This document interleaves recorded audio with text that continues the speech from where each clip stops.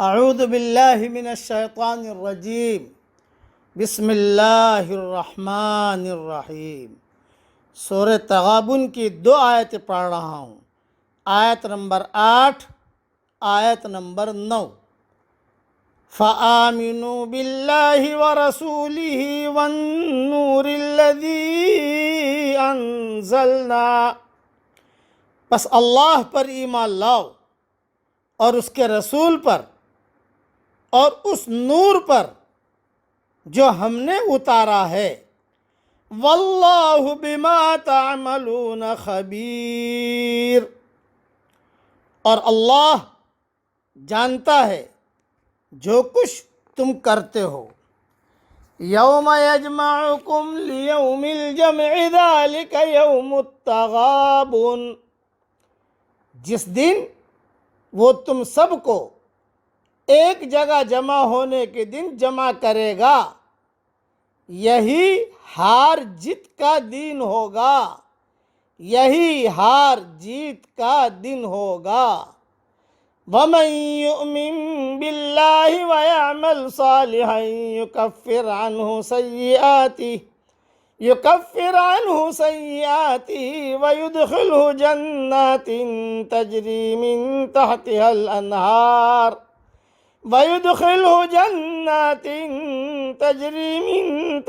الأنهار خالدین فیہا ابدا۔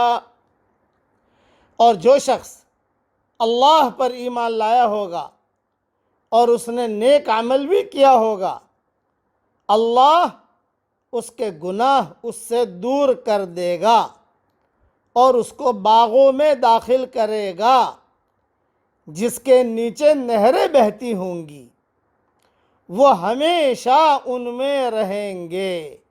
ذالک الفوز العظیم، یہی ہے بڑی کامیابی۔ اب مختصر اس کی تشریح سن لیجئے۔ نور جو نازل کیا ہے اللہ نے، اس سے مراد قرآن مجید ہے، جس سے گمراہی کی تاریکیاں چھٹتی ہیں اور ایمان کی روشنی پھیلتی ہے۔ اور ہار جیت کا دن ہوگا، کیا مطلب؟ یعنی ایک گروہ جیت جائے گا اور ایک گروہ ہار جائے گا۔ اہل حق اہل باطل پر، ایمان والے اہل کفر پر، اور اہل طاعت اہل معصیت پر جیت جائیں گے۔ سب سے بڑی جیت اہل ایمان کو یہ حاصل ہوگی کہ وہ جنت میں داخل ہو جائیں گے اور وہاں ان گھروں کے بھی وہ مالک بن جائیں گے جو جہنمیوں کے لیے تھے، اگر وہ جہنم میں جانے والے کام نہ کرتے۔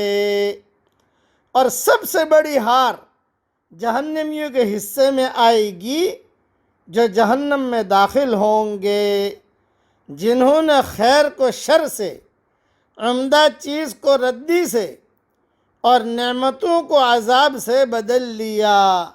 غبن کے معنی نقصان اور خسارے کے ہیں، اور غبن کے معنی نقصان اور خسارے کے بھی ہیں، یعنی نقصان کا دن۔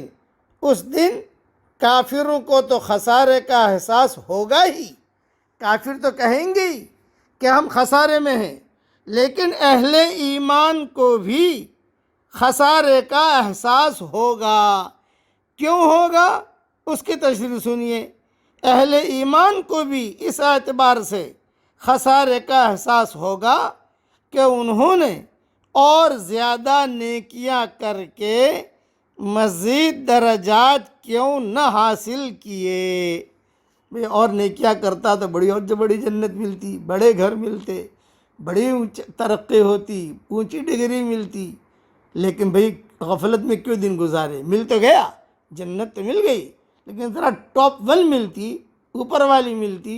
اس اعتبار سے اہل ایمان جو ہے یہ بھی سوچتے رہیں کہ کافر بے ایمان تو سوچے گا ہی سوچے گا کہ صاحب میرے جو گھر تھے جنت میں وہ بھی چلے گئے، جہنم میں آ گیا، اور میرے جو گھر تھے وہ سارے کے سارے جنتیوں کو مل گئے، وہ تو ہو گیا، لیکن میری زندگی بھی ختم ہو گئی، خسرت دنیا والآخرہ.